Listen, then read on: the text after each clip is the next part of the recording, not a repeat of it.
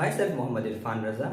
I am going to teach you second part of the chapter on equality. In the previous part, I focused on the introduction of equality in the society. What is equality? Why equality is so important? Now I will continue the equality in Indian democracy.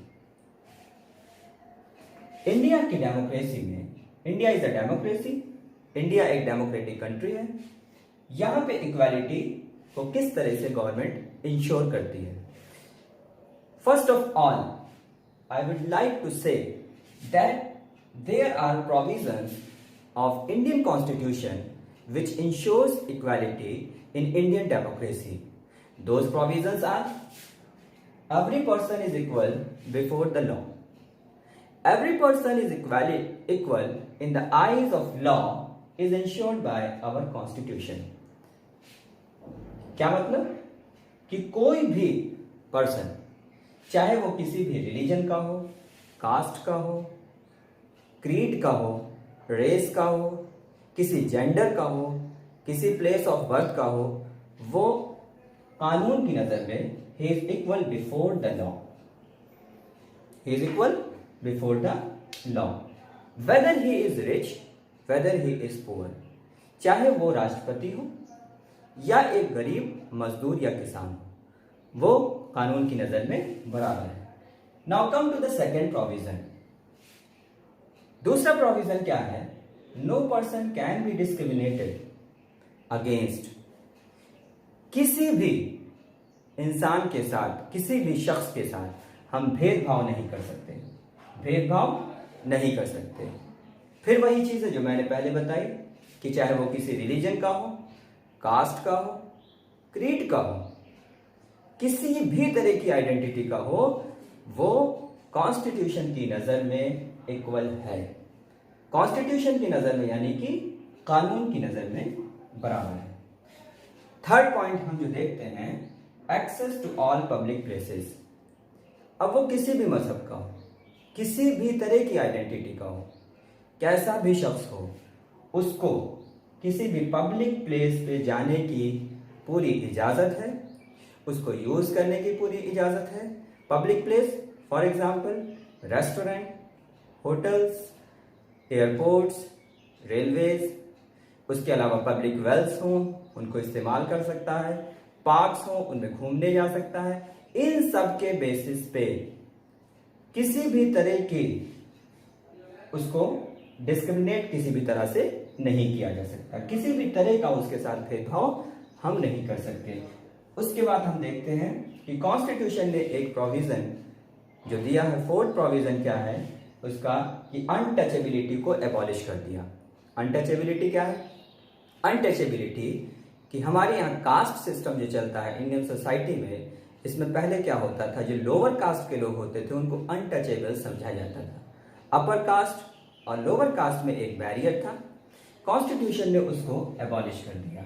अब कोई किसी को untouchable नहीं समझेगा.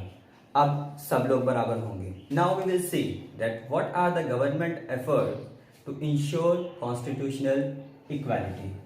Governmental efforts are of different types. From time to time, government has made several laws to ensure equality according to Constitution.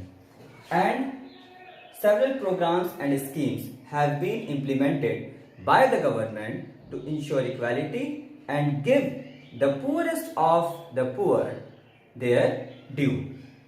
यानी गरीब से गरीब लोगों को उन्हें जो आज तक नहीं मिला था वो प्रोवाइड करने के लिए गवर्नमेंट ने बहुत सारे प्रोग्राम्स और स्कीम्स बनाए. जिसमें सबसे पहले हम देखते हैं mid day meal scheme. Mid day meal scheme जैसा कि आप लोग जानते हैं कि प्राइमरी और जूनियर स्कूल में जो गवर्नमेंट जिसको रन करती है जिन स्कूल्स को, उसमें मिड डे मील यानी कि दोपहर का खाना बच्चों को दिया जाता है. ज्यादातर गरीब बच्चे प्राइमरी स्कूल्स में पढ़ते हैं. उसके बाद हम देखते हैं रेशन शॉप्स. बहुत सारी आपके शहर में, आपके करीब में बहुत सारी रेशन की दुकान होती हैं जिनको हम राशन की दुकान कहते हैं. उसमें गरीबों को कम दामों पे अनाज दिया जाता है। इससे उनकी पॉवर्टी रिड्यूस होती है, उनकी हंगर भूख दूर होती है। अब देखते हैं थोड़ा सा एक छोटा सा प्रोविजन जो मिड डे मील का है, हम उससे देखते हैं कि उसका असर क्या हुआ, मिड डे मील स्कीम का असर क्या होता है। मिड डे मील स्कीम में सबसे पहले क्या होता है, रिड्यूस कास्ट प्रिजुडाइसेस, मतलब कास्ट का की जो इनइक्वालिटी थी, प्रिजुडाइस मींस इनइक्वालिटी, वो रिड्यूस हो जाती है। अब यहां पे हम देखते हैं कैसे रिड्यूस होती है, क्योंकि हर कास्ट का बच्चा मिड डे मील स्कीम के तहत हर कास्ट का बच्चा स्कूल में एक साथ बैठ के खाना खाता है, तो हम देखते हैं कि इनइक्वालिटी यहाँ पे दूर हुई, किसी को कोई ऑब्जेक्शन नहीं है। उसके बाद देखते हैं दलित विमेन कुक फूड, और बहुत सारे स्कूलों में ऐसा किया जाता है कि दलित औरत को खाना बनाने के लिए एम्प्लॉय किया जाता है। जब दलित औरत खाना बनाती है तब भी किसी को कोई ऐतराज नहीं होता है, क्योंकि वहां पे अपर कास्ट के टीचर्स भी होते हैं, प्रिंसिपल होते हैं, और भी लोग वहां पे, और बच्चे हर कास्ट के होते हैं जो कि खाना साथ में खाते हैं। उसके अलावा हम देखते हैं कि हंगर रिड्यूस होता है। जब एक टाइम का खाना बच्चे को मिल जाता है तो एक टाइम का खाना फैमिली प्रोवाइड कर सकती है। Now we will see the issues of inequality in other democracies. Issues of equality, whether you can say inequality in other democracies. Several communities, on the basis of their race, color, and other factors, are discriminated. In USA, we will see that in USA, African American community was also discriminated on the basis of their color. What is African American? African Americans are those people who brought to America as a slave from time immemorial. They reside in America permanently, but they are discriminated. होता क्या था कि ये whites के साथ इनके बच्चे same school में नहीं पढ़ सकते थे, इनके घर बहुत अच्छी कंडीशन के नहीं होते थे। उसके अलावा अगर किसी बस में या किसी ट्रेन में ये सफर कर रहे होते तो अगर कोई वाइट पर्सन उनके बगल में खड़ा होता तो उन्हें सीट छोड़नी होती थी।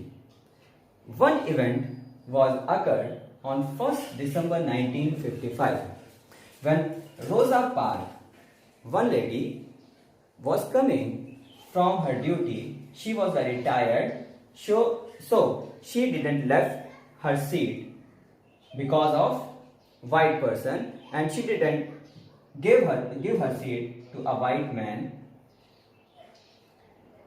From that event, several civil rights movements started, and it was the time of 1950s. The effect of civil rights movements was that Civil Rights Act was passed. Civil Rights Act was passed in 1964. Civil Rights Act provided some things for which the government of America ensured equality for Afro-American community. Number one provision was that prohibited discrimination on the basis of race, religion or national origin. American government ने 1964 में जो civil rights act पास किया उसका सबसे पहला provision ये था कि रिलीजन, नेशनल ऑरिजिन और रेस के बेस पे किसी के साथ डिस्क्रिमिनेशन नहीं किया जाएगा। दूसरा provision, all schools would be open to Afro American communities, यानी कि वो अफ्रो अमेरिकन कम्युनिटी जिनके लिए सारे स्कूल्स नहीं खुले होते थे उनके लिए सारे स्कूल्स खुल जाएंगे। Third and last provision, no separate schools for Afro American communities, कोई भी अलग से स्कूल अफ्रो अमेरिकन कम्युनिटीज के लिए नहीं बनाया जाएगा, जैसा कि पहले इनके साथ होता था, इनके स्कूल्स अलग होते थे।